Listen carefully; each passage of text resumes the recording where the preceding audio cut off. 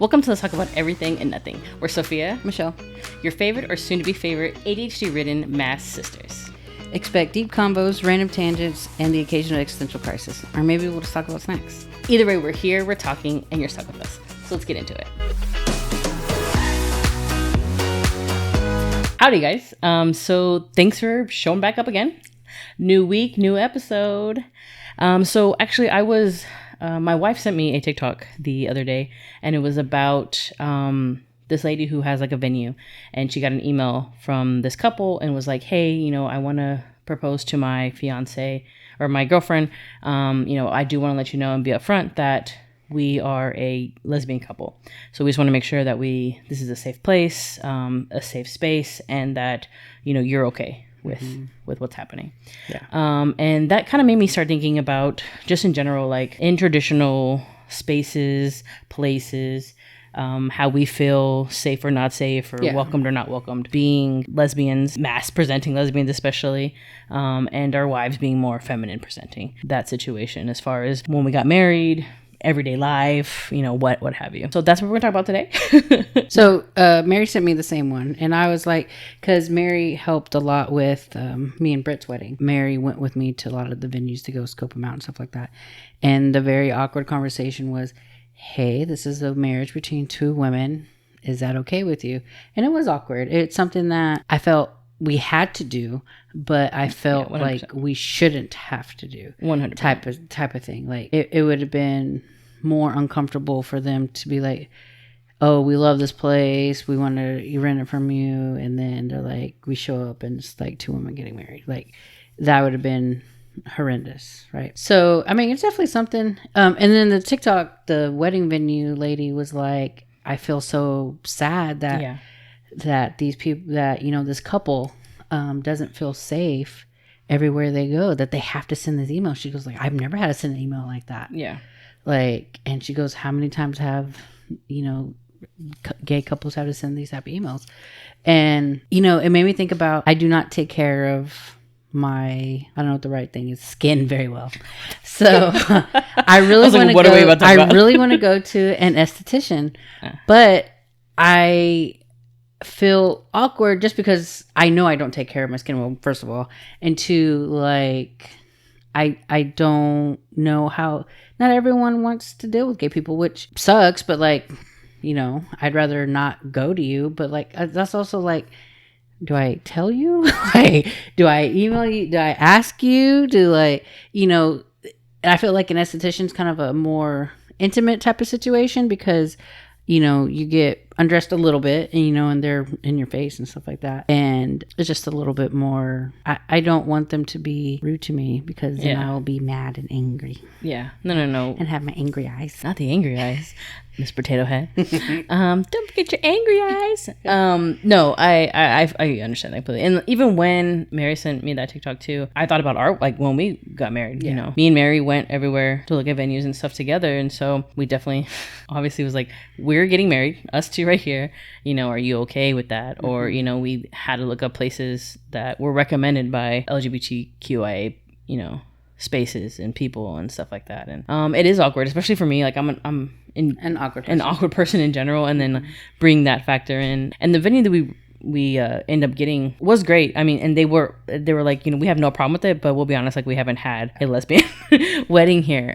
So a lot of their like paperwork that they give is like for bride and groom. The lady that helped us, she's like, I didn't even think like this would be an issue for someone. Like it's just like, this is what the company gives us packets wise as far as like filling out like cute things, like stuff about like your wedding day with your groom and blah blah blah blah. That in general was like, oh yeah, like this isn't, I guess we can mark out and just put whatever. But I wasn't like devastated about it, but it was kind of sad, that it wasn't tailored for our type of relationship. And in general too, just like whenever we go, because me and Mary love to travel, and even when we picked where we went for our honeymoon, we had to look up places that were gay friendly, because that is the thing, like obviously Mary, if you look at Mary, she doesn't look like stereotypical lesbian, but you look at me and you're like, yeah, she's a lesbian.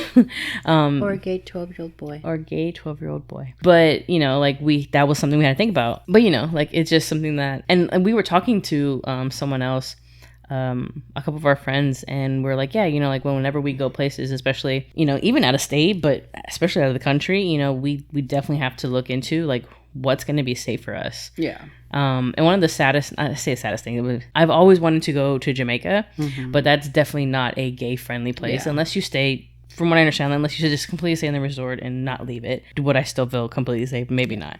But you know, that's just one of the things that like I always wanted to go there, but we'll never.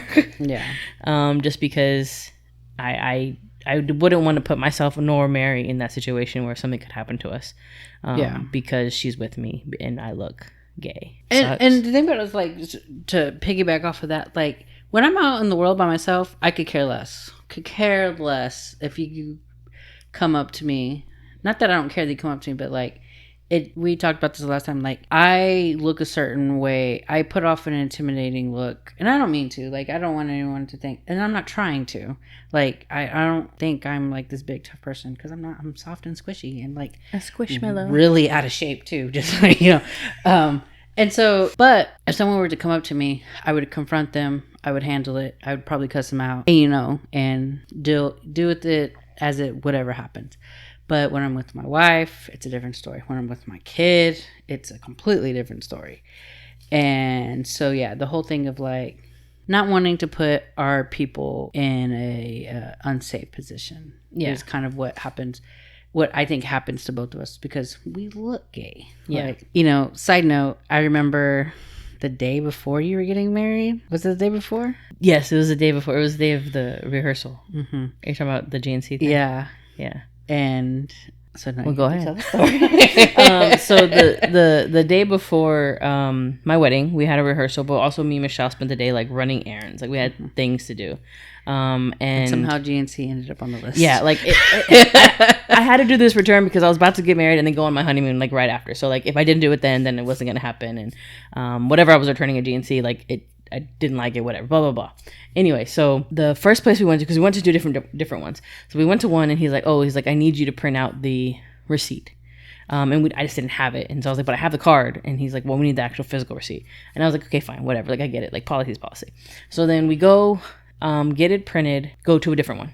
Yeah. And so we have it. And I even checked to make sure, like, on the receipt, like, if I can still return it, like, if I'm with that time period, if I have the card, if that's cool, blase. Anyways, so we get to the GNC, and the guy that was there, I went up to him and I told him that I needed to make a return, right? And so like he was behind the counter. Mm-hmm. We went up there and I was like, hey, I need to make a return. I was like, I have the receipt though. I was like, I know that you have to have it. I was like, here's the product, you know, here's the receipt. I'm gonna return. And he basically was just like, no, like, I'm not taking it. And then a lady walked in and he just walked away. Like he was literally, like, I was literally talking to him. Like, I was in mid-sentence. Yeah. And he just walked away and went to go start helping her. And I don't know what about that, like, and normally, like, I am not one to be in confrontation. Yeah. So, like, I was kind of surprised that I went for that. I think because it was blatantly obvious what was happening. Yeah. And for people who are minorities or people who have been discriminated against, you know when it's not just bad customer service. Yeah. Like, you know when it's not just, you know, I don't want to do my job type of thing. Yeah. Like, this was discrimination. And it might have been the gay thing. It might have been the brown thing. I kind of think it was a gay thing, but it could have been either one of those. But anyway, so like he literally walks away and like it just, I was just triggered. And so then, and I became a little ageist. I was ageist at him. I definitely called him an old man. I literally went up to him and I said, listen, you old man, you were helping me. I was here first. I am still talking to you. And this little old lady, and I feel bad, and I don't know how she felt about us, but she was like, oh my God, what did I just walk into? And he was like, old man. And I was like, yes, you're an old man. You're an old man. You're being an asshole. I don't know why you want to help me. Here's the receipt. I was like, this is within the policy that you have. I was like, who owns this GNC? Because I know you're not a corporate owned store. I was like, who's the owner? I was like, I want their information because I want to put a complaint about how horrible you are giving service to their customers in their store. He was just like bullshitting me, and he was just like, still trying to continue to ignore me and still trying to help this lady, and the lady's now uncomfortable, you can tell, because she's like not talking, and he's like, what can I help you with? And I'm like, you're still helping me, you will help me. He was just refusing. It took everything out of me not to knock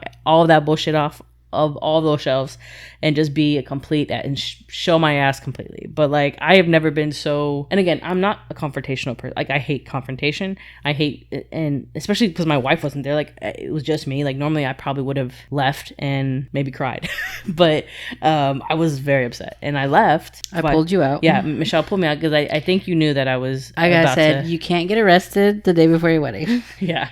And honestly, I'll be honest with you. If it wasn't the day before your wedding, I probably would have wilded out with you. But I was more worried about all the things that needed to be done and you getting married the next day. Yeah. Like, I was like, okay, we have to like rein it in. And she did. She reined in. We left. I called. I drove. I drove away because I was making her drive, but I was like, let me drive. And because you can rant on the phone. I was like on 10. And of course, again, like I said last time, like I am a mad crier, and so as I'm talking to this customer service lady, I'm just like crying. And one thing I remember distinctly is like you're trying to explain to this person like how he knew we were gay. Yeah, and like I feel like the person on the phone just wasn't getting it. Yeah, it's like we look gay, like we do, we look gay. Yeah. Like there's no ifs, ands, and buts about it. But like in general for me, and I know you don't feel the same way, but like going to the restroom in public spaces that are straight places, so like everywhere except specifically gay bars, do I feel uncomfortable going to the restroom. So at the airport, at restaurants, at bars or clubs that are straight, all those things give me so much anxiety, and I'd rather just hold it than use the restroom there. And if I absolutely have to, I would prefer if Mary goes with me. And then if Mary doesn't go with me, then I try my best to not look like I am threatening. Even though last time I know we talked about that, I don't look threatening. But like my definitely will speak so that you can hear my voice. I definitely try to do anything that can show that I am a girl besides showing you my private parts. But there's definitely been times where I've gone to the restroom and I've had people confront me that I am in the wrong one, or what am I doing in this restroom, which again is already I feel uncomfortable, and then you come up to me and tell me something, I am now super uncomfortable. And there's only been one time when I was drunk that I actually said something back. At Glorious, I was in line. There was a line to get into the restroom, and I just had to go to the restroom, and this girl was super drunk, and she was with her friend, and she kept saying, she's like, this is the girls' restroom. And then her friend was like, shut up, like what, stop, like leave this person alone. Like I felt bad for the friend because I knew she was like embarrassed, like she was trying to get her friend to shut the fuck up, and her friend was just wouldn't. So she just kept badgering me. And finally I looked at her and I was like, I am a girl. Would you want to take out my tampon for me or what? Like what's going on here? And then she was like, I'm so sorry. Not the girl who was drunk, but her friend was like, I'm so sorry. Just like, please, she's just real drunk. I was like, I'm about to fight her. I was like, I didn't have to use the fucking restroom. Like, again, I know we talked about this, but like never ever has anyone ever, like, I'm sure people thought things, like I'm not gonna say no one's ever thought I didn't belong, but like no one's ever come up to me and said anything, like ever. Yeah. It's happened a lot to me, which is wild. Yeah, wild to me. And so like I said, like I really prefer either to just hold it and not go while I'm out in public, or I gotta go, bro. Yeah. Like one time this lady, we were at Sears before it closed, and this worker literally chased me into the restroom because she thought I was a boy going to the girls' restroom, until like I guess she caught up and like saw my breast. She was like, oh. And then like walked out, like did not like I mean, I'm sure she felt awkward too. Like she was just like, I need to get out of the situation. But like, also, man, I also am now feel awkward. I'm just trying to go to the restroom. And I will be honest, I am more comfortable going to the restroom in Austin in public places that are traditionally straight places that than I am in Dallas or really anywhere else. And I don't know why that is. You just feel more that they're more accepting there, probably from your experiences. I do acknowledge that I maybe confuse some of the the little girls that go into the bathroom.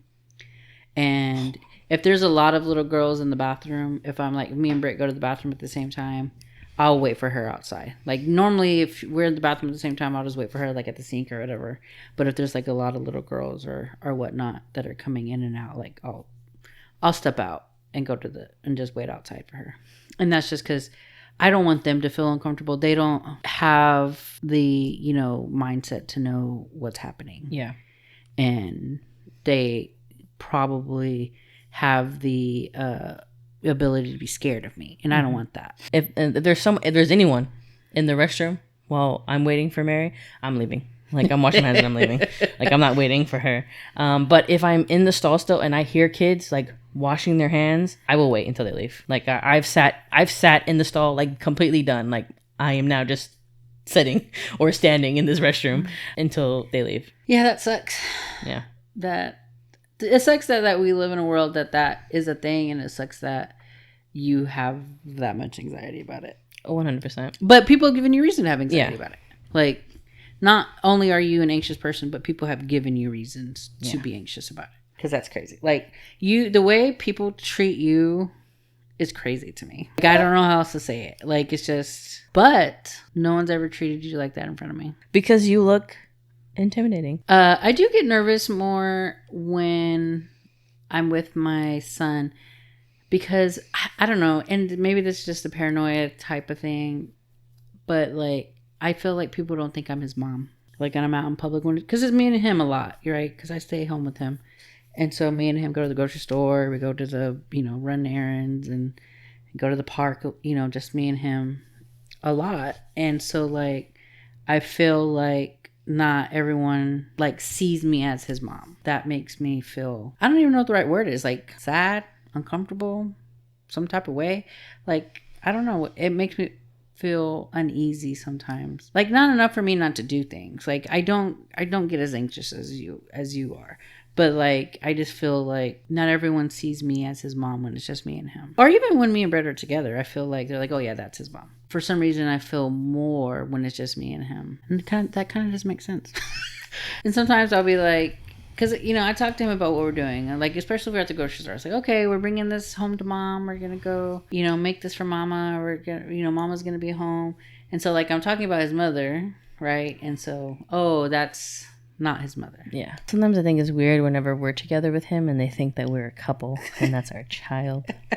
Sometimes I do think if it's weird, especially now, because he calls me Dada in front of, like, everyone now. Like, So he has this thing where, like, if you call him something, he's going to call you that. I call him Bubba, and he now calls me Bubba.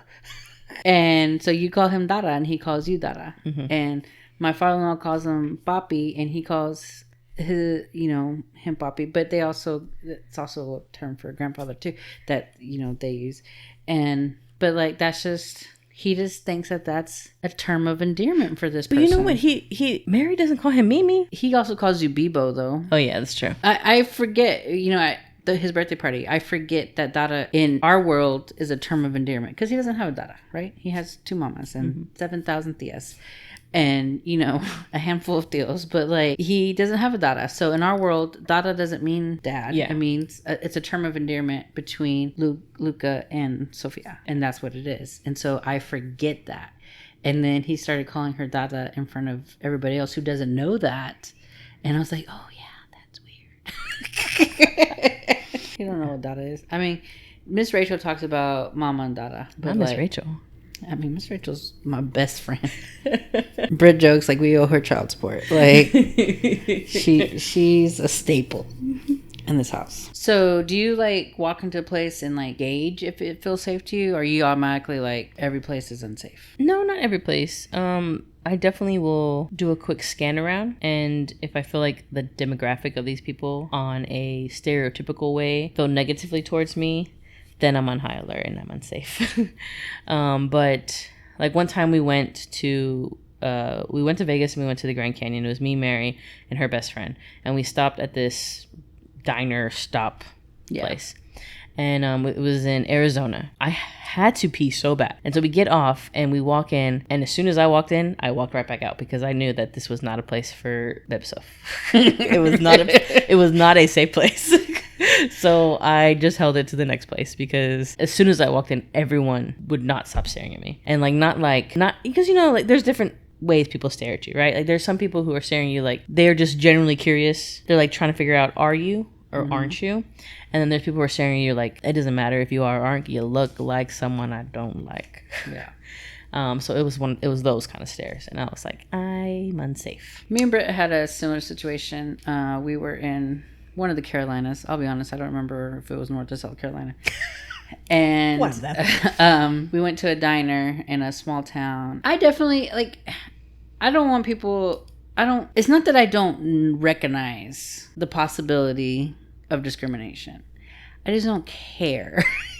Right? Like, I just don't care because, but Britt was really uncomfortable. And so, like, she was uncomfortable all the time, which is okay. I mean, she had every right to be uncomfortable. It was a lot of, of that demographic. And I'll be honest, I don't remember if we left, but I remember her being very anxious the whole time. And I'm like, we can go. Like, I don't mind getting up and leaving. Like, I don't, because I don't care. Like, I don't care what people think about me. I don't care. I mean, if you come up and confront me, then yeah, we're going to have a problem. But, like, I don't care. But, like, I care that my wife cares. Yeah. And when I'm with you, I care that you care. I just don't care. And so, yeah, it was a very uncomfortable situation for her. And so I'm like, all right. And we actually left the state because of this.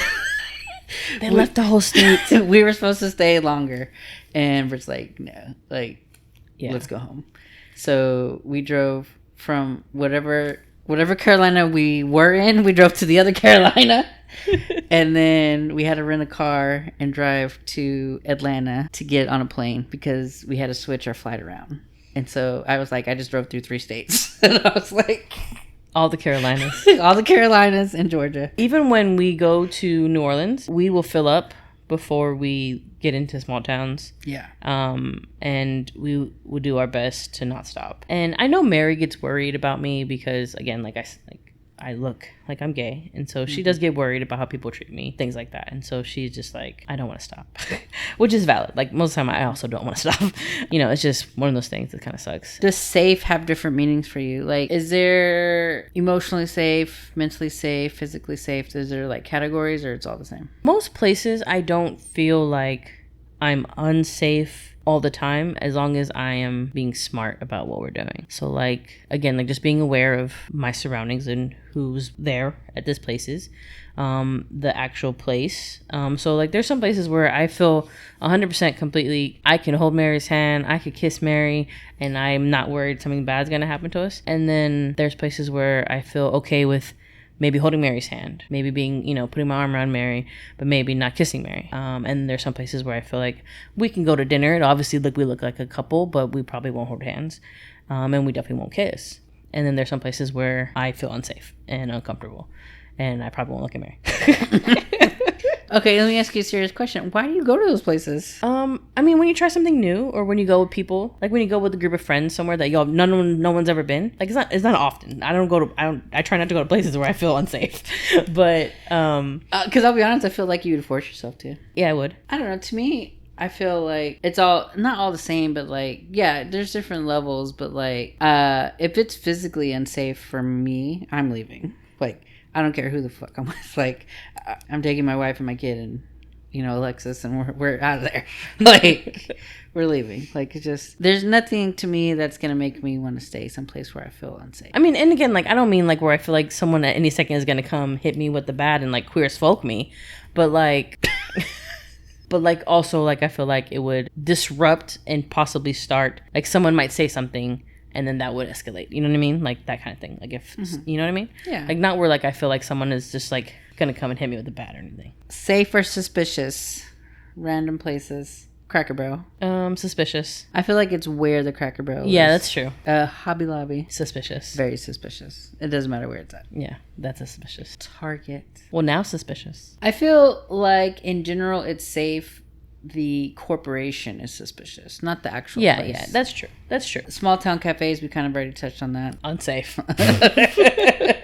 Gyms. Suspicious. Yeah. Where you get your hair cut. That's, in all honesty, I think that's why I go to Floyd's, because I feel comfortable there. And I don't mind telling the person, because it's, whoever, I don't have like a specific person cuts my hair that I'm married to a woman. Like, yeah. I don't have any problem with it. And I've gone to several different barbers, and it's been difficult for me each time. But now my wife cuts my hair, so I don't have to worry about it. She's gay friendly. Britt used to cut my hair, and then she fired me as a customer. Mary fires me every time, and then somehow I convince her to cut my hair again. The other day when she was cutting my hair, our stupid, and I keep reminding, I need to buy a new one, but like our spray for the hair for water is broken. Like it sprays once and then like you have to wait 36 hours for it to come back. That's a weird problem. I don't know. Anyway, so then she like just and I was just like, drowning. She waterboarded me. And she's like, I'm sorry, I know there was that much left in there. Doctor's offices. Yeah, sometimes suspicious.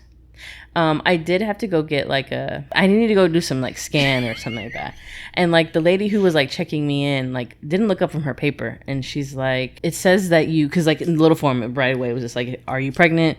Are you on birth control? Blah, blah, blah, blah. And so of course I put, no, I'm not pregnant. And no, I'm not on birth control. And then she was like, so you could be pregnant. Do we need to give you a pregnancy test? And I was like, no, ma'am. And then she's like looking at me and she's like, oh. And then she said, okay. I was like, did she write down lesbian on her form? Sometimes for birth control, I'm like, sex with women. When I was pregnant, I looked very out of place in the OB office. But my gynecologist, or OB gynecologist, loves me, and all the staff knew me. I guess everywhere we go, people remember me. So, like, everyone was always, like, real excited to see me. And ask me how I'm doing. The lesbian's here! And ask me how I'm doing and stuff like that. And how, you know, at the time, how was the baby, you know, whatever. But, like, I knew, like, the other patients were like, what is happening? Elementary schools. Or, like, anywhere where kids are, I guess. I guess I physically feel safe in places where there's lots of kids and their parents. But, like, emotionally and mentally, I feel unsafe. So I'm going to tell you something, and I know that it's not an on and off switch, but you don't need to worry about making other people uncomfortable by just living. Like, you don't. Like, I know it's not an on and off switch. I think if it was an on and off switch, you wouldn't feel this way. But I want you to know, like, you shouldn't be uncomfortable for just being you, because you are a great person. And you're not doing anything wrong. It's not your responsibility to make everybody uncomfortable with you. You're just literally living your life. And I think that's why it's so much easier for me, because I'm just living my life. I'm just here. And I know deep down, like, I'm a good person. I'm not going to do anything wrong to anybody. I'm not doing anything wrong. I don't have any reason to be uncomfortable. And in reality, you don't have any reason to be uncomfortable with me being near, you know, you or your child. And if you are uncomfortable, that's your cross to bear. All right, in conclusion, let's go to the bathroom. And in all seriousness, like, I don't know if there's any little gay people listening to this or anything like that, or anybody who feels uncomfortable being who you are. Like, in all seriousness, like, yes, be safe, take care of yourself, keep an eye on your surroundings, but don't apologize for being who you are. Just live your life and be happy and be a good person. Just be a good person. The people that you have in your life that really truly care about you will just care that you're a good person. They don't care who you love, how you dress, how you speak, anything. if you can spell. Be yourself and care about who you are as a person, not any of these other things or what people think about you, or who cares about what bathroom you're going to, because everyone poops. Not everyone poops. So in conclusion, everyone poops. All right, that's my soapbox. Guys, thank you for watching and listening and hearing us ramble on and on about bathrooms. Honestly, a lot of it was about bathrooms, so I apologize. But thanks so much for tuning in this week. We greatly appreciate it. We hope you have a wonderful rest of your day, night. We don't know when you're watching this, but thanks so much. Bye. And we'll see you guys later. And somehow we've reached the end of another episode of Let's Talk About Everything and Nothing. If you had fun, hit that follow button, leave a review, and follow us on TikTok and Insta. But if you got distracted halfway through, no worries, same. We'll be back next time with more thoughts, more distractions, and probably actually no real conclusions. But thanks so much, guys, and see you later.